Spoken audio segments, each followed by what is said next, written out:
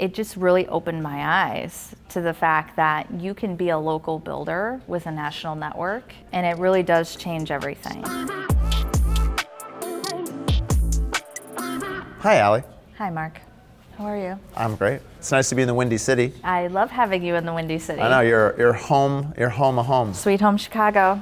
We met 3.5 years ago in Nashville. Yes. Alumni number uno for you and I. Yes.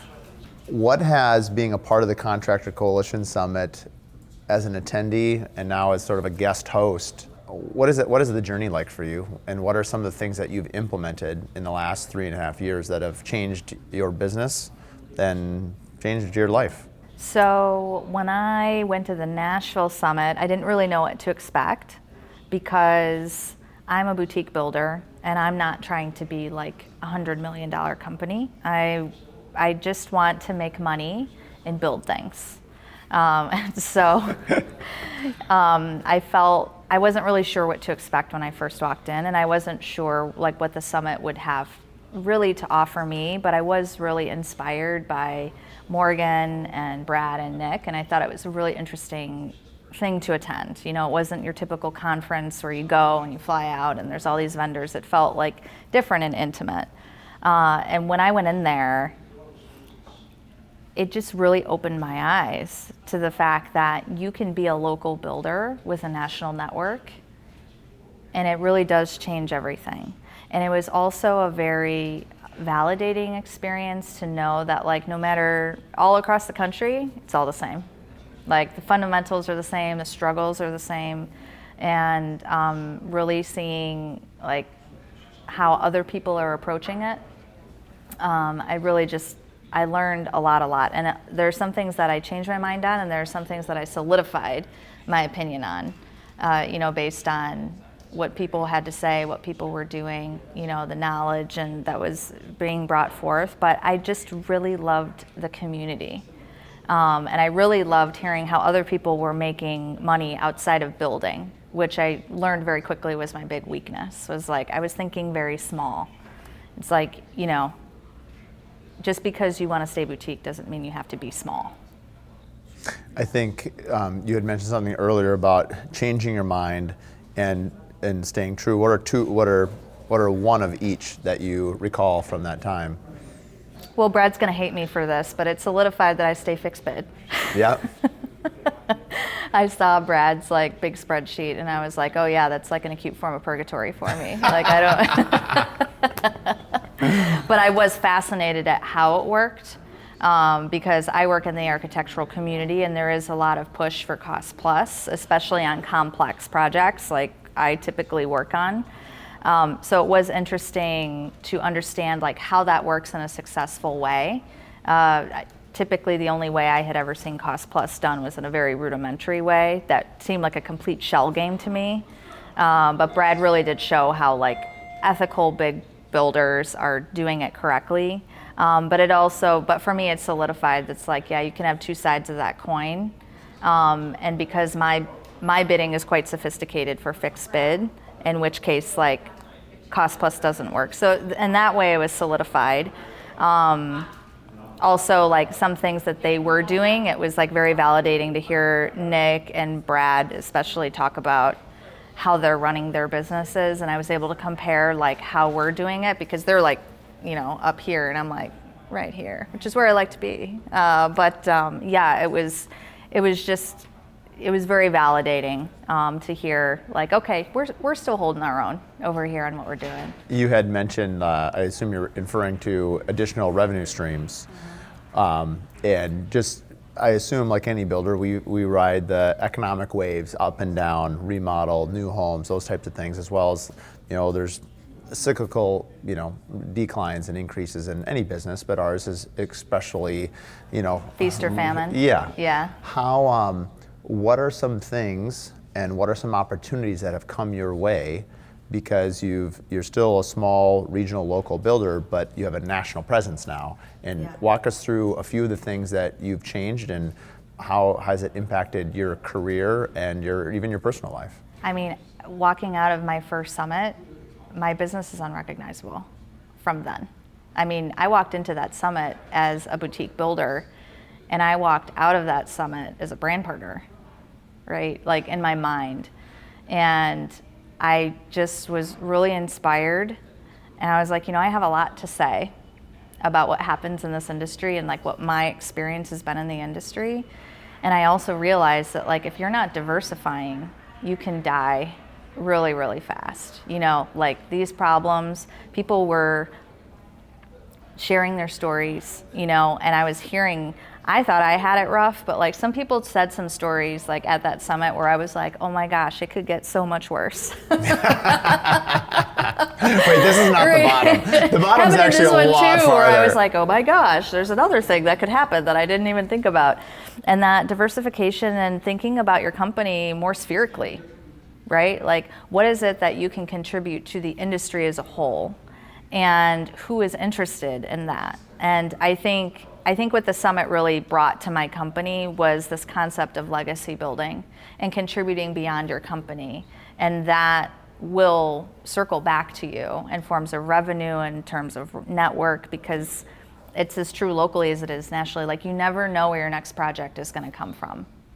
You never do. And it's almost never from a client, in my opinion, not because like our clients hate us, but because they have one project, right? And so our referral source before then had always been architects. Architects have lots of projects they refer us in. But then it was like all of a sudden, when your network grows overnight, there's a lot more opportunity there to think about. So now to answer your question, if I'm looking back 5 years ago, it's like, well, now we're transitioning into new markets and now we're transitioning to owner's rep. We can work wherever, consulting on projects and at least getting them upstarted at really any scale. Where are you at in that part specifically? Very early, but really on the developer side. And we're focusing not so much on managing the build. And these are larger developments, like our minimum is 10 million, like $10 to $50 million developments. But it's like those developers are still not super sophisticated. And we are very, very organized. It's our biggest strength. Pre-construction has always been our biggest strength. And even before the first one? Yeah. Even before. And I was a big lead player in bringing pre-construction to the residential market in Chicago. And now I feel like I'm sort of starting over in the commercial markets in the same way, where for these developers, they'll purchase land and they're sitting on it for 2 or 3 years just because they can't get to it, right? It's like they got to get the architects, they got to get all these people up front, and they just need someone that's a leadership team for them. That's like, okay, we're going to do the things, and then you can be the owner. We're going to ask you questions. It's a lot easier to answer questions than come up with them. And so, and all that really, if I really think about the seed of thinking beyond myself, thinking beyond what we were already doing, and stop saying like, I need to make all of my money in my retirement strictly through boutique building, that seed of doubt and that concept started at the summit, that very first summit. That's amazing. Yeah. How, Morgan does a lot of brand work. Now they all do, or we all do. For me, what Morgan was sharing, like a brand playbook, if you will. How long did it take you to land your first brand deal, and what did that look like? How did you, I think a lot of times, for the audience and those listening, I think brand deals are sort of a mystery. Like, how does that happen?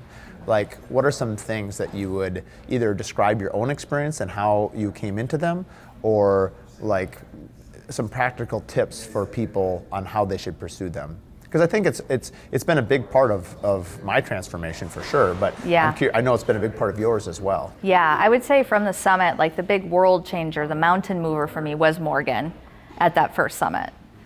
Just hearing what she was doing and how her business was operating, the amount of revenue, the numbers we were really talking about in a big way.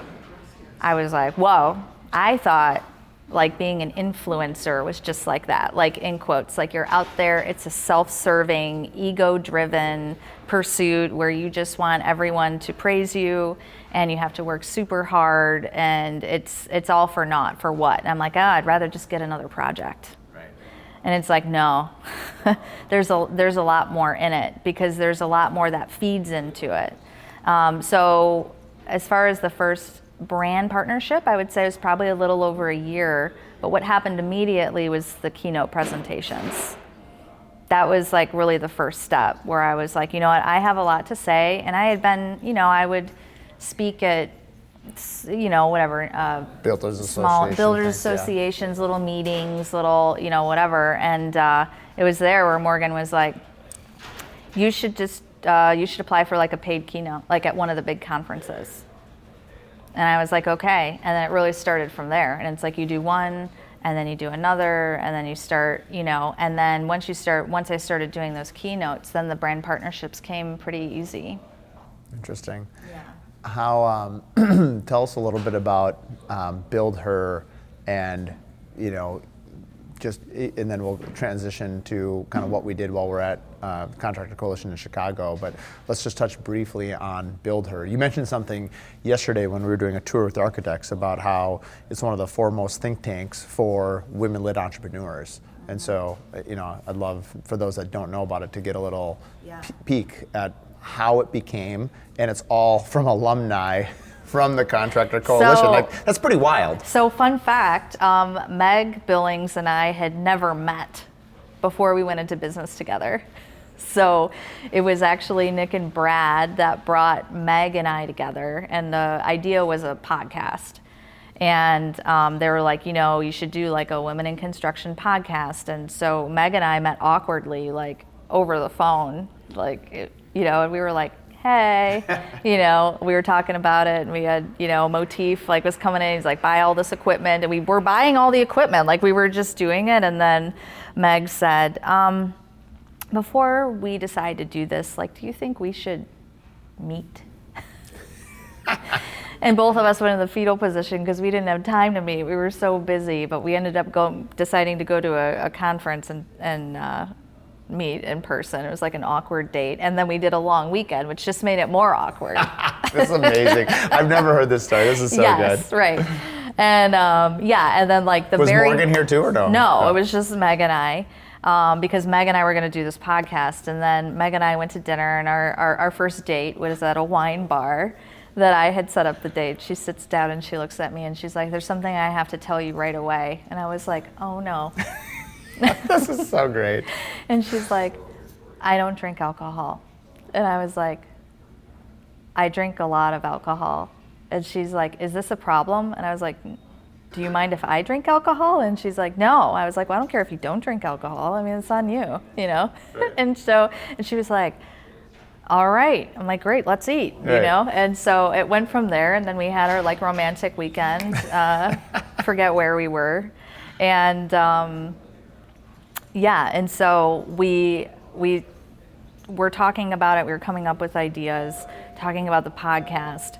And then at dinner, the third night we were there, I was like, Meg, can I ask you a question? And she's like, sure. I said, does the idea of doing a podcast make you want to go to bed?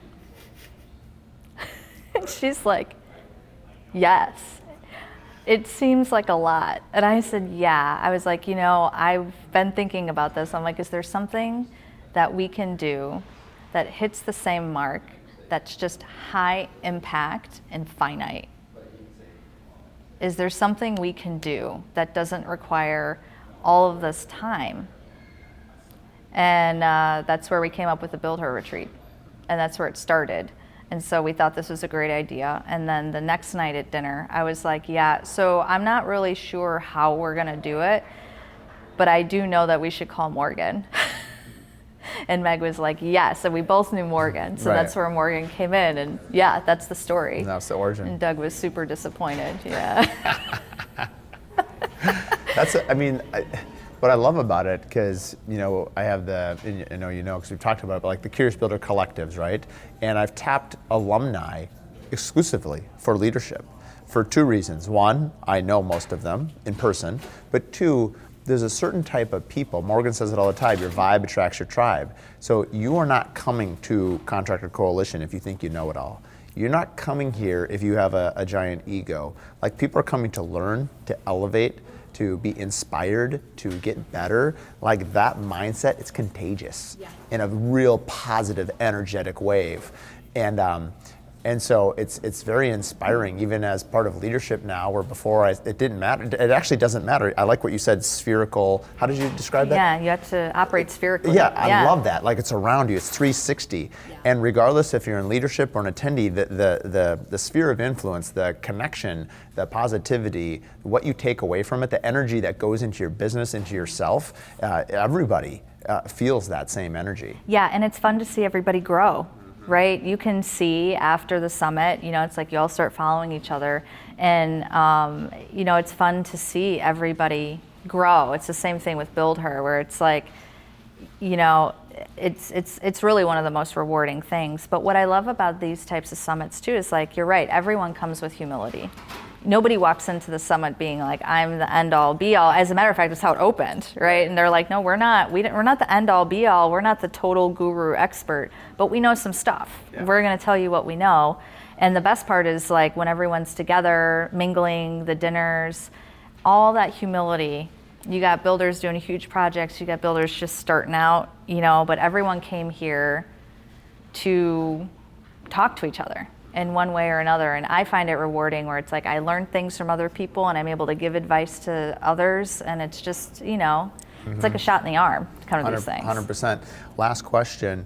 What kind of feedback, I know you're a really confident person in your craft and in yourself, what was it like to play host, to have 45 people come through your home that you remodeled in a historic landmark district, and also to set up the Willis Tower, which honestly was a huge highlight for me. Terrifying. It was super cool. Yeah. Yeah, so what did that feel like, organizing that?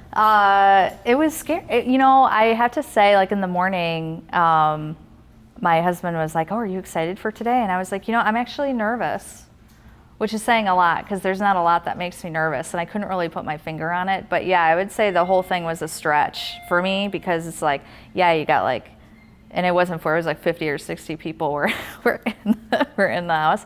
And my big thing was first that I'm in this transition period, and I was like, oh, of course the summit's going to come, like the 1 year, like I'm not flush with projects.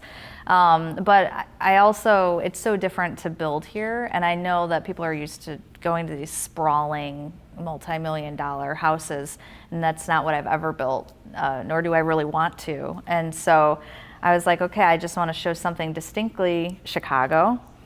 But these are all custom builders though, so they're all scrutinizing everything all the time, and looking around, and I'm like, oh God, there's like, a lover's lane across the street from this $1 million property, and the L is across the way. I find that all endearing. It's above a pawn shop. It's above a pawn shop.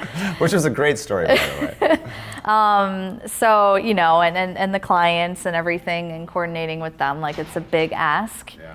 And so that was a little nerve-wracking, and I did have a couple builders that that were like, yeah, I was really looking, I only found one drywall crack, and I was like, oh my God, like, thank you. Yeah. And then the Willis Tower, that was a huge flex on my network, and an old network at that. So that's where I'm at in my business right now. It's just in this very big stretch into a new market. Doing what I was doing when I first started my company, and it feels like I'm starting over again and doing the exact same thing, which is just leaning on relationships, leaning on that network, asking those favors, like making myself humble, and just asking for help, because it's like I want to represent, and I'm like, oh, they can't come to Chicago and not be like completely blown away. Like, that is not, if I'm going to do something, like you, if I'm going to do it, I'm going to do it 150%. Yep. So yeah, it was nerve-wracking. It was a lot of people to coordinate. We needed security clearances and security clearances. Oh yeah, you all had security clearance yesterday. Wow. So yeah, and it's like you have Clayco and Gensler, and these are multi-billion dollar companies, and they're like, sure, we'll give you a private tour. me, And I was like, yeah, That's it's pretty cool. baller. I mean, it was awesome. a highlight for me. Yeah, And that's it great. was so cool, and I'm a big fan of architecture and design, as probably most builders are, but commercial construction is so far outside what I normally do, and I was blown away. 4.6 million square feet in 3.5 years in 1970. Yeah. I'm like, what? And you know what I loved? I loved that Clayco, like the construction project manager, talked just like us. Oh, like, totally. It's just The way another he zero. dressed, I was looking at one of the other builders, and she goes, "You can tell which one's the architect and which one's the builder." And then when you said you made some comment where you got side-eyed by the architect, we were like, I mean, let's be honest, everyone here is charging all the same rate anyway. And it was so funny because it was just like, it's so relatable. Like whether you're doing, what was it, $7.1 billion in annual revenue, or you're doing $500,000 a year. Right, we're all making $20. Yeah, it's all kind of the same. And so, just scale and sophistication. I mean, in everyone's problems, I mean, you think you have big problems? Like when he talked about that, like 10-story crane that probably weighed who knows how many tons. He's like, I didn't know if the scaffolding was going to hold. And then he said, it stayed there for a couple of years. I'm like, I would be worried about it for just like when it creaked in, like, is it going to hold? Is it going to hold? And then my thought was like, don't engineers vet whether this is going to hold? I'm sure they do. Yeah. And I'm just like, wow, the exposure is wild. And you could hear it in his voice, the stress. And it's like we could all relate to it. Like every builder there could relate to that tone of voice. Like we've all been there where we're like, oh gosh. And you were taking my lawyer used to always say that as a GC, well, you compartmentalize architecture and design. At the end of the day, no matter what happens, the GC is always involved. Yes. No matter what. Right. I mean, the architect could design the craziest thing ever. You're building it, you're involved. Yeah. And so, not that there's not some division, but anyway, we in our industry, we face a lot more exposure than we are aware of. Holes in our armor. Nick Schiffer and I were just talking about it in his interview. Yeah. Just that, like, by talking about other people's contracts, the reason contracts continue to evolve is we've had certain situations where like 8 things lined up perfectly, and it's like there's a hole in my armor. But then you improve your armor, and now it's better for the next time. But it's sharing. Hey, Allie, this is where I've had found difficulty. Great, I can shore this up. Mark, by the way, this is where I've found, and we're better together. That's true, and actually, fun fact about the summit too is I was really struggling with what to do, like for the tours, and I was like, gosh, like what can I do? I was thinking, I was like, should I talk to other builders? And it was actually Rockwool that I spoke with, and I was like, I'm not sure what to do. And they were the ones that came back and said, Allie, the summit's all about inspiration. They're like, they just want to be inspired. It doesn't matter what size or scale you're doing it. They just want to know what you're doing. And I was like, but I'm not even doing residential. It's a bunch of residential, and I'm getting out of it. I'm going to commercial. And he's like, talk about that. And it was really Rockwool who gave me the idea, and I was like, was that Chris or? Chris Jessen. Yeah, actually, Chris and Chris. Yeah, it was Chris both of them, yeah. both there, yeah. And I was like, yeah, you're right. That's great advice. Yeah. And that's when I called, my colleagues at the Urban Land Institute. I was like, all right, let's go big or go home. Right. Like, let's show up at Willis Tower and have everybody confused. Next year, Wrigley Field. Next year, Wrigley. Thanks for coming on. Thanks for everything you did to help host us. And as always, it's awesome to see you. Yeah, you too. Thanks. Yeah. If you're interested in attending the Contractor Coalition in the future, please head to contractorcoalitionsummit.com or follow us on Instagram to find out more.